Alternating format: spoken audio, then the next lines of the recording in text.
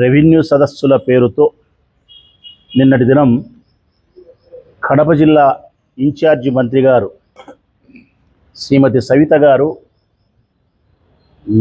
ప్రొద్దుటూరు నియోజకవర్గంలోని కేవలం 130 ఎకరాల భూమి కలిగినటువంటి తక్కువ భూమి కలిగినటువంటి నేను నివాసం ఉండే దొరసానపల్లె గ్రామాన్ని నా మీద ప్రేమతో ఎంచుకునేందుకు చాలా సంతోషం.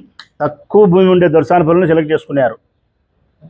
ఏ తాళమాపురమో, ఏ కల్లూరో, ఏ చిన్నశెట్టిపల్లెనో, పెద్ద శెట్టిపల్లెనో దండిగా భూములు ఉండే చోట సెలెక్ట్ చేసుకుంటే మరి ఇంకా బాగుండేమో. మరి నా మీద ఎక్కువ ప్రేమ ఉన్నట్టుంది వారికి. ఇన్ఛార్జి మంత్రి గారు మాట్లాడే మాటలు రెండు రకాలు. ఒకటి రెవెన్యూ సదస్సులకు సంబంధించి మాట్లాడింది 1 పైసా, తక్కిన 99 పైసలు మాట్లాడింది వాళ్ళ పార్టీ యొక్క గొప్పతనాన్ని చెప్పుకునేదానికి, జగన్మోహన్ రెడ్డి గారిని విమర్శించేదానికి. వరదరాజిరెడ్డి గారైతే నన్ను విమర్శించేదానికి. ఇంతకంటే మించి అక్కడేమి జరగలే. ఈ సందర్భంగా ఎంతో గౌరవప్రదమైనటువంటి భాషలోనే మంత్రి గారిని నేను ప్రశ్నిస్తూ ఉన్నా. మీరు మాట్లాడిన మాటలు ఆసరాగా చేసుకొని ప్రశ్నిస్తా. ఏం సృష్టించినారమ్మా సంపద? మీరు ఏం సృష్టించినారు? ప్రతి మంగళవారము కొన్ని వేల కోట్ల రూపాయల అప్పు చేయడమే సంపద సృష్టించడం అమ్మా. ఇప్పటికి 70,000 కోట్ల రూపాయల అప్పు చేసినారు. జోబులకు, ప్రజల యొక్క జోబులకు కన్నాలు వేసినారు మీరు. మీ ప్రభుత్వం ఏర్పడిన తర్వాత ప్రజల యొక్క జోబికి చిల్లులు వేసినారు, కన్నం వేసినారు. 6,000 కోట్ల ఒకసారి, 9,000 కోట్ల ఒకసారి చొప్పున 15,000 కోట్ల రూపాయలు కరెంటు బిల్లుల మీద పెంచినారే. ఇదేనా సంపద సృష్టి? నిత్యావసర వస్తువుల ధరలు ఆకాశాన్ని చూస్తున్నాయే. ఉప్పు, పప్పు, బియ్యం, బెల్లం, గోధుమలు, కందిబ్యాళ్ళు, వట్టిమిరపకాయలు, చింతపండు, పచ్చిమిరపకాయలు, టమోటా పండ్లు. ఇదేనా సంపద సృష్టించడం అంటే? రాష్ట్ర వ్యాప్తంగా స్మార్ట్ మీటర్లు బిగిస్తున్నారు. ఇదేనా మీరు సంపదను సృష్టించే వ్యవహారము? ఊరున బెల్ట్ షాపుల పేరుతో మద్యం ఏరుడై పారుతూ ఉంది. ప్రజల యొక్క ధనాన్ని లాగేసుకునే ప్రయత్నం చేస్తున్నారు. వారి ఆరోగ్యాన్ని క్షీణింపజేసే ప్రయత్నం చేస్తూ ఉన్నారు. దీన్నే సంపద సృష్టి అంటారమ్మా. మేము ఏది గౌరవంగా మిమ్మల్ని అడిగినా కూడా మీరు అదే స్థాయిలో చెప్పకపోయినా పర్వాలే, అగౌరవమైన స్థాయిలోనే చెప్పండి. నాకు సమాధానం చాలు. సమాధానం చెప్పండి తల్లి. మీరు ఏం సాధించిందో మీ ప్రభుత్వం 6 నెలల కాలంలో, ఏం సంపద మీరు సృష్టించినారో. ఆంధ్రప్రదేశ్ రాష్ట్ర వ్యాప్తంగా గ్రామీణ ప్రాంతాలకు సంబంధించిన రహదారులు కూడా మనం ప్రయాణం చేయాలంటే టోల్గేట్ ట్యాక్స్ కట్టాల్సిందే. రాజుపాలెం వాళ్ళు పొద్దుటూరుకి రావాలనే కట్టాల్సిందే, సౌడూరు వాళ్ళు పొద్దుటూరుకి రావాల్సిన కట్టాల్సిందే, తాళమాపురం వాళ్ళు, కల్లూరు వాళ్ళు పొద్దుటూరుకి రావాల్సిన ట్యాక్స్ కట్టాల్సిందే, టోల్గేట్. ఇదేనా సంపద సృష్టి? 50 సంవత్సరాలకే పెన్షన్ ఇస్తామని చెప్పినారు అందరికీ. 50 సంవత్సరాలకు పెన్షన్ ఇచ్చే మాట దేవుడెరుగు. అనేక రకాల వంకలు పెట్టి 1,57,000 మందికి పెన్షన్లు తొలగించినారు. ఇది సంక్షేమ పథకాలు అమలు పరచడము అంటారు.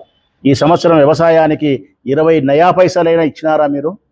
దీన్నేనా సంక్షేమ పథకాలు ఒక్కొక్కటిగా మీరు అమలు చేసిన విధి విధానం తల్లి? మహిళలకైతే ఎక్కడ లేని ఆశ చూపించే క్రమంలో భాగంగా ఫ్రీ బస్ అన్నారు. ఫ్రీ బస్ యాడికన్నా తిరుగు ఈ రాష్ట్రంలో ఏ తల్లి అయినా సరే, నా తల్లి, నా చెల్లెలు ఎవరైనా సరే, ఊర్లోనే ఎక్కువ ప్రొద్దుటూరులో బస్సు ఎక్కితే ఇచ్చాపురం వరకు ఫ్రీ ఫ్రీ ఫ్రీ. ఏదో సినిమాలో చెప్పినట్టు ఫ్రీ ఫ్రీ ఫ్రీ ఫ్రీ అని చెప్పినట్టు ఫ్రీ అని చెప్పినారు. మరి ఫ్రీ బస్ వచ్చిందా తల్లి?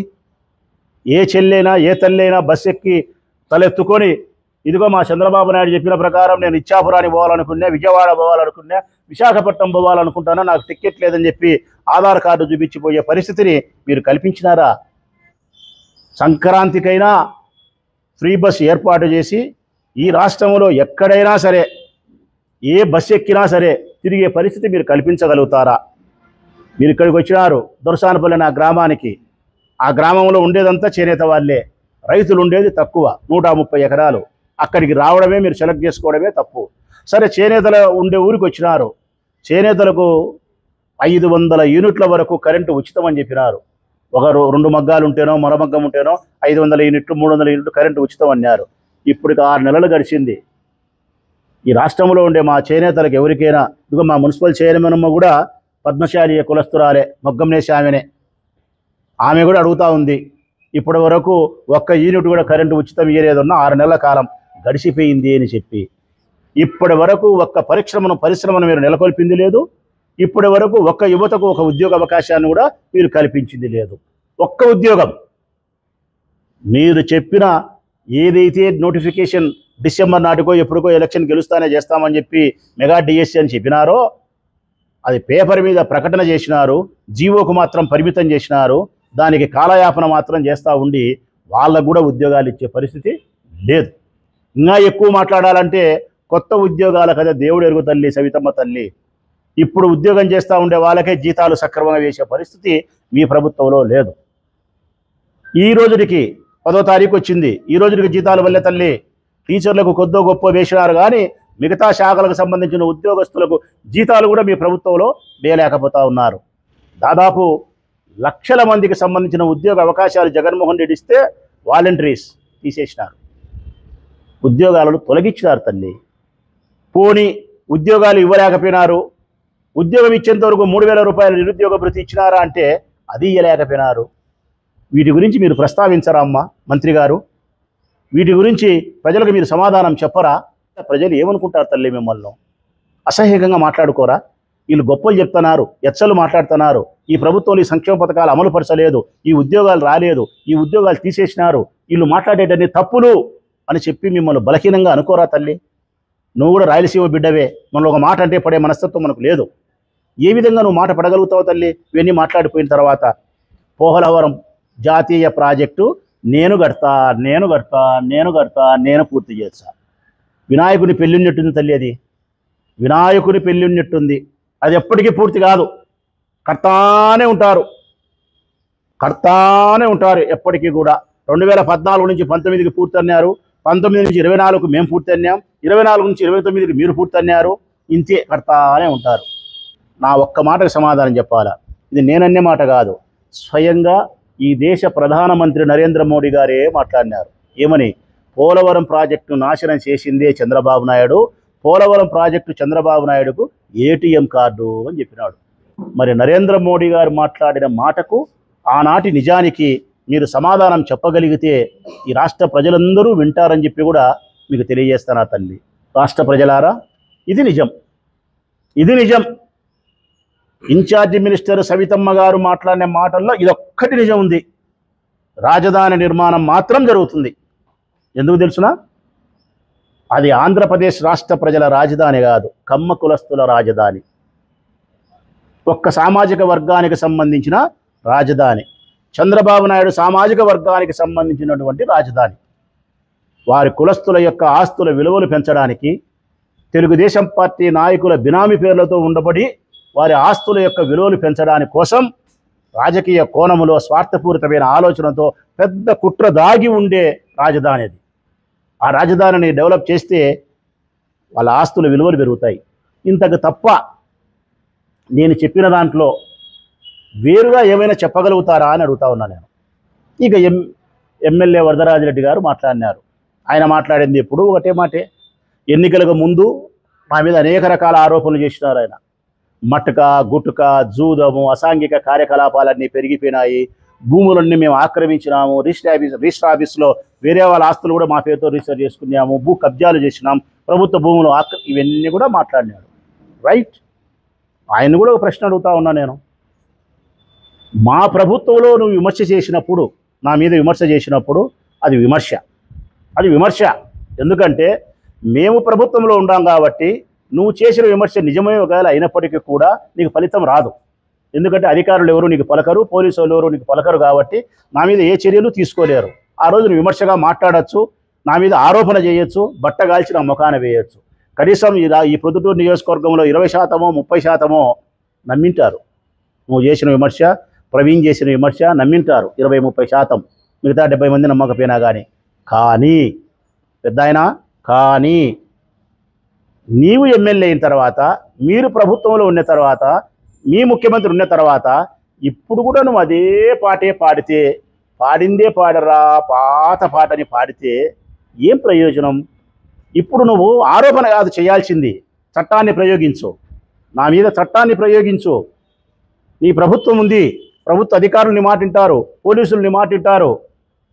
చట్టాన్ని నా మీద ప్రయోగించి ఎక్కడైనా 1 ఎకరా భూమి, రాచమూల శివప్రసాద్ రెడ్డిని ఈ మాజీ శాసనసభ సభ్యుడు ఎక్కడైనా ఈ సువిశాల ప్రపంచంలో, ప్రొద్దుటూరులో కాదు, ఈ సువిశాల ప్రపంచంలో 1 ఎకరా భూమి ప్రభుత్వానికి సంబంధించినటువంటి రెవెన్యూ భూమి కానీ, అసైన్డ్ కానీ, దేవాదాయ శాఖ కానీ, ఏటి పరంబోకి కానీ ఏదైనా సరే, లేదు ప్రైవేటు వ్యక్తులకు సంబంధించినటువంటి భూమి కానీ నేను ఆక్రమించి ఉంటే, మోసం చేసి ఉంటే, నీవు నీ పోలీసుల ద్వారా, మీ కలెక్టర్ ద్వారా నా మీద చట్టాన్ని ప్రయోగించి నన్ను బయటికి లాగి, నా మీద కేసులు ఆరోపించి, నన్ను జైలుకి పంపించి, కోర్టులో నిగ్గుదేల్చి, నన్ను దోషిగా, నేరం చేసిన వారిగా ప్రజాకోర్టులో నిలబెట్టి పెద్దాయన. అప్పుడు విమర్శ చేసివి, ఇప్పుడు విమర్శ చేసివి. నిరూపించేది ఎప్పుడబ్బా నువ్వు? నిన్నటి రెవెన్యూ సదస్సు ద్వారా నా ఆక్రమణ ఏదో వెలికిలేకి తీయాలా, ఓపెన్గా బహిర్గతంగా సర్వే నెంబర్ల కారించి చెప్పాలా, నా మీద కేసులు పెట్టాలా? మరి లేదే. అంటే అప్పుడు ఇప్పుడు బట్టగాల్చి ముఖాన వేసేదే, విష ప్రచారాన్ని చేసి నా మీద నెగ్గడానికి దాన్ని ఒక అస్త్రంగా ప్రయోగించి ఒక 2000 ఓట్లు, 5000 ఓట్లు, 10,000 ఓట్లు లాభపడిన మాట అయితే మాత్రం వాస్తవమే. అది 2024 నాటికి మీకు లాభపడినారు. 2029 నాటికి మీరు 10,000 ఓట్లు నా నుంచి లాక్కుంటే 2029 నాటికి నా వ్యక్తిత్వం పూర్తిగా రుజువై 20,000 ఓట్లు నాకు లాభం జరిగే పరిస్థితే జరుగుతుంది. పెద్దాయనకు మనస్ఫూర్తిగా ఆహ్వానిస్తాను. నేను భూముల ఆక్రమణకు సంబంధించి నిగ్గు తేల్చమని కోరుతా ఉన్నా. ఎప్పుడైనా సరే నా భూములకు సంబంధించి ఆయన ఆక్రమణ చేసినట్టు కానీ, మోసం చేసినట్టు కానీ నిరూపించగలిగితే జీవిత పర్యంతరము నేను పోటీ చేయను, జీవిత పర్యంతరం కూడా పోటీ చేయను. అది ఆనాడు చెప్పినా ఈనాడు చెప్తాను. జగన్మోహన్ రెడ్డి చుక్కల భూముల పేరుతో భూములకు అమ్ముకుంటే అధికారాన్ని ఇస్తే మీరు నిలుపుదల చేసినారు. ఇప్పుడు ఏమని, ఈ భూములు ఎవరైనా వైఎస్ఆర్ కాంగ్రెస్ పార్టీ వాళ్ళు ఉండారా, వాళ్ళ మనుషులు ఎవరైనా ఉండారా, మోసాలు ఏమన్నా జరిగినాయా అనే ఉద్దేశంతో, మమ్మల్ని కక్ష సాధించాలనే ఉద్దేశంతో రాష్ట్ర వ్యాప్తంగా చుక్కల భూములకు అసలైన ఓనర్లు ఎవరైతే ఉండారో వాళ్ళను బాధ పెట్టే క్రమంలో 1 నెల ఆపమని చెప్పినారు, మళ్ళీ ఇంకొక నెల ఆపమని చెప్పినారు. ఇప్పుడు ఎక్కడికి పోయినా మీ ఎంఆర్ఓలకు ఆ సమస్య ఉత్పన్నమైంది. ప్రశ్నిస్తూ ఉన్నారు. ఏమని, అయ్యా జగన్మోహన్ రెడ్డి గారు చుక్కల భూముల నుంచి మాకు పరిష్కారం చూపిస్తే మీరు మళ్ళీ నిలుపుదల చేసినారు, ఈ కార్యక్రమం చెయ్యకండి, ఎత్తేయండి అని చెప్పి మీ ఎంఆర్ఓలను ప్రశ్నించే పరిస్థితి ఉంది. ఇమ్మీడియట్గా ఈ రాష్ట్ర ప్రభుత్వం జగన్మోహన్ రెడ్డి గారు చుక్కల భూములో ఏ స్వేచ్ఛనైతే అధికారాన్ని అయితే కల్పించినారో దాన్ని ఇమ్మీడియట్గా మళ్ళీ ఆ పట్టాదారులకు అవకాశాన్ని, రిజిస్టర్ చేసుకునే అవకాశాన్ని కల్పించాలని కూడా మేము ఈ వేదిక ద్వారా ఈ రాష్ట్ర ప్రభుత్వాన్ని, సవితమ్మ గారిని, మేము ఇన్ఛార్జి మినిస్టర్ గారిని మేము రిక్వెస్ట్ చేస్తూ ఉన్నాం.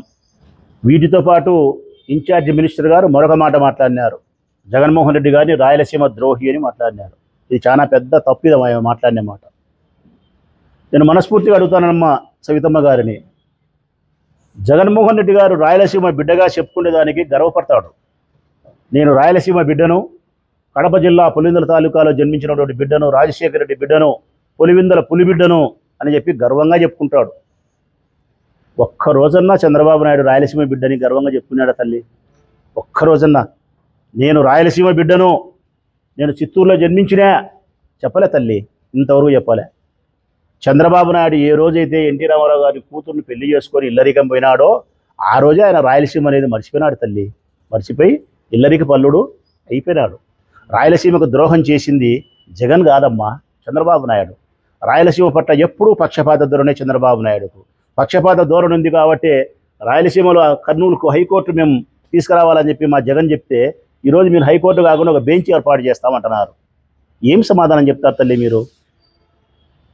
ఉక్కు ఫ్యాక్టరీ పెడతామని చెప్పినారు, ఏంటో సభలు పెట్టినారు, ఏంటో జమ్మలోడు వచ్చి పెట్టినారు చంద్రబాబు నాయుడు. ఈ బుద్ధుడికి ఉందా తల్లి?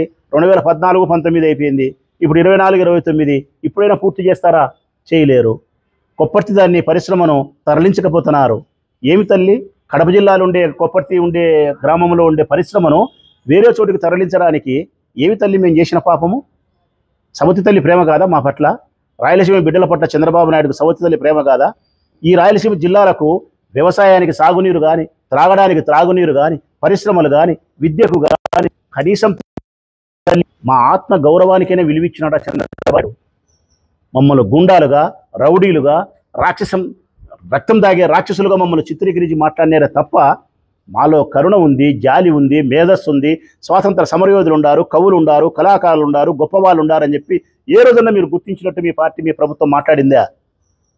రాయలసీమకు నిజమైన ద్రోహి చంద్రబాబు నాయుడు తల్లి. రాయలసీమకు మేలు చేసిన వాడు జగన్మోహన్ రెడ్డి.